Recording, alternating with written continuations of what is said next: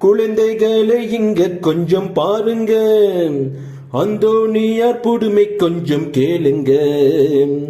அவரை போல வாழ முயற்சி செய்யுங்க, நம் இயேசுவுக்கு செல்ல பிள்ளையை வாழுங்க.